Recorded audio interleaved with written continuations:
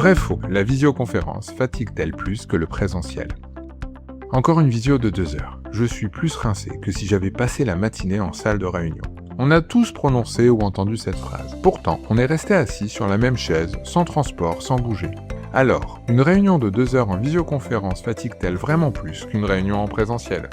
C'est un vrai indiscutable.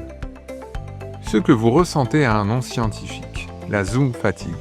Et elle s'explique très bien par le fonctionnement de votre cerveau, la surcharge cognitive. Pourquoi la visio nous épuise-t-elle? Il y a 3 raisons principales. L'absence de non-verbal. En présentiel, votre cerveau capte le langage corporel de manière inconsciente. Un hochement de tête, une posture, un regard croisé. En visio, privé de ces repères, votre cerveau doit suranalyser les expressions du visage et le ton de la voix. Il tourne en sur-régime pour compenser. Le contact visuel permanent. Dans une réunion classique, vous regardez l'orateur, vos notes, la fenêtre. En visio, vous fixez une galerie de visages en gros plan à moins d'1 mètre de vous. Pour votre cerveau archaïque, un regard si proche et continu est interprété comme une situation de confrontation ou d'intensité sociale maximale. L'effet miroir.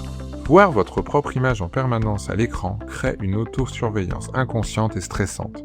C'est comme si vous bossiez avec un miroir posé à côté de votre écran. Comment manager les visios? La visioconférence reste un outil formidable, mais comme tout équipement de travail, il faut réguler son usage. Voici 3 règles d'or pour vos équipes. La règle des 45 minutes. Ne dépassez jamais 45 à 50 minutes consécutives en visio sans faire une pause de 5 minutes.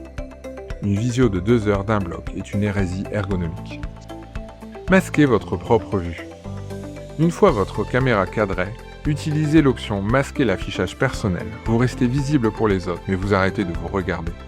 Valorisez le mode hybride ou l'audio. Toutes les réunions n'ont pas besoin de la vidéo.